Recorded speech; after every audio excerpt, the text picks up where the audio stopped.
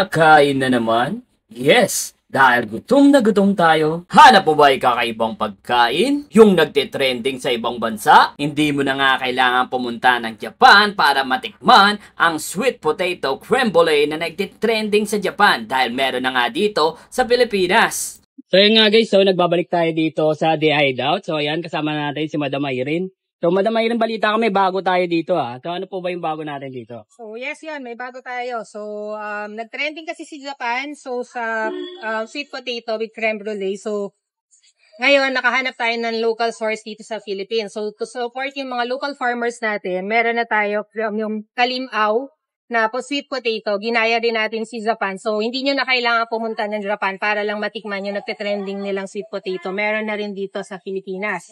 So ito po yun, madam, yung yung nagtitrending sa Japan. Yes, so ayan yun, no? Sweet potato with creme brulee. Yes. So kakaiba to guys, oh. Panalo to. Ayun, mamaya titikman natin to.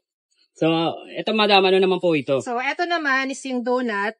Parang ang gusto ko kasi mangyari is paghaluin natin yung sweet saka yung medyo maalat na flavor. So, nilagyan natin ng yung triple cheese ni Lola Nenas. Yun, shout out. Lola Nenas pala talaga, no? So, yun yung ginamit natin instead na iba kasi meron siyang 3 cheese. So, nilagyan natin siya ng bacon, tapos yung own beef patty natin, tapos nilagyan natin siya ng egg para mag-combine yung lasa niya. So, mag-iiba-iba yung flavors na nasa bibig mo. Tapos, meron din siyang coated fries na made from real potato. So, yun, another kakaiba na naman, guys. So, kita mo, yung donut, ginawa nilang, guys, parang burger style, no? Pero, ayun, no? Kakaiba yung mga laman, no? So, ito, madami, isa. Mukhang kakaiba din to, eh. Mukhang panalo, eh. Yan. Medyo kilala na tayo pagdating sa, paggamit ng Filipino twist sa mga pagkain. So, ano naman yung bago natin ngayon? So, yung laing, which is, karamihan naman sa atin, lahat talaga paborito ang laing, diba? So, why would we make it na lasagna na na laing? So, ano yung ginamit natin? Siyempre, sabihin natin, ay, gulay. So, pwede natin gawin kahit na anong meat. So, ang ginawa naman natin sa kanya is seafood. So, meron siyang shrimp, tapos, laing sa loob, tapos ni-roll lang natin siya to make it, kumbaga parang isang serving. So, yun yung mga bago natin. So, panalo guys, another na naman, no? Laing with special, bagong unique na putahe, ma'am, no? Yes. So, dito ko lang nakita yan, ma'am, sa inyo. So, every time talaga na bumibisit ako sa inyo, ma'am, kakaiba yung lagi ino-open yung pagkain, ma'am, no? At isa kakaroon tayo ng laro sa lahat ng pagkain. Hindi tayo, kumbaga parang ayaw na kainin to kasi yun na lang yung ulam sa bahay araw-araw, eh. So, ngayon, kumbaga, bibigyan natin siya ng bagong twist. At ito nga ang The Hideout. Located lamang ito sa Shore 3 Resident, Pasay City, malapit lamang sa Mall of Asia. So yun nga mga Travel Bites Review, andito tayo ngayon sa Shore 3 Residence, Pasay City, at dinayo nga uli natin yung The Hideout. So syempre hindi tayo pinapaya ni The Hideout. So may bago na naman siyang menu dito guys, nakakaiba. So kung napanood nyo yung ating mga previous video, nakita nyo kung gaano ka-quality at gaano kakaiba yung mga pagkain na sinaserve ng The Hideout. So ngayon meron silang food truck dito sa food park, dito sa Shore 3 Residence. So ito nga guys, yung trending sa Japan. Ayan.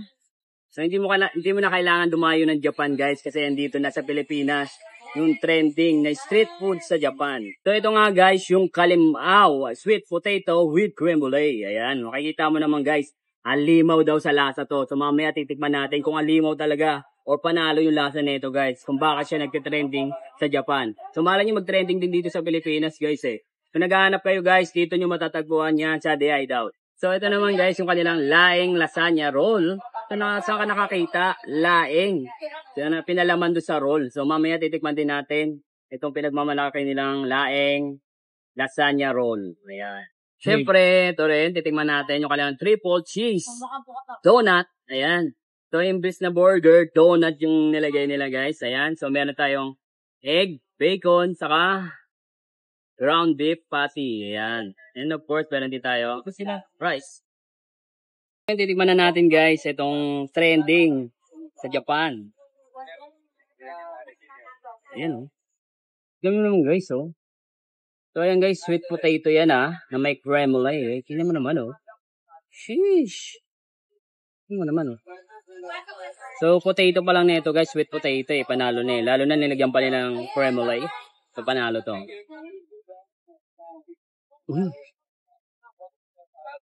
Pero po, kasi guys, ang sarap. Solid. Ayan, solid talaga guys. Masarap. Minsan lang ako magsabi na masarap ha. Masarap talaga guys. So, titikman natin guys yung kanilang laing lasagna roll. Ayan, so kakaiba na naman. Ayan, laing na lasagna roll. Titikman natin, papanalo.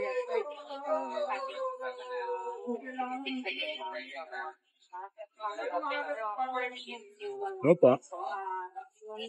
Grabe kakaiba.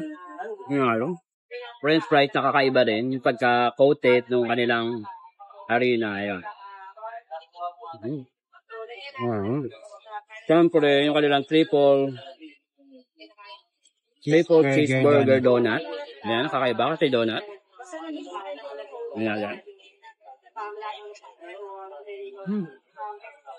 Grabe, sarap ha.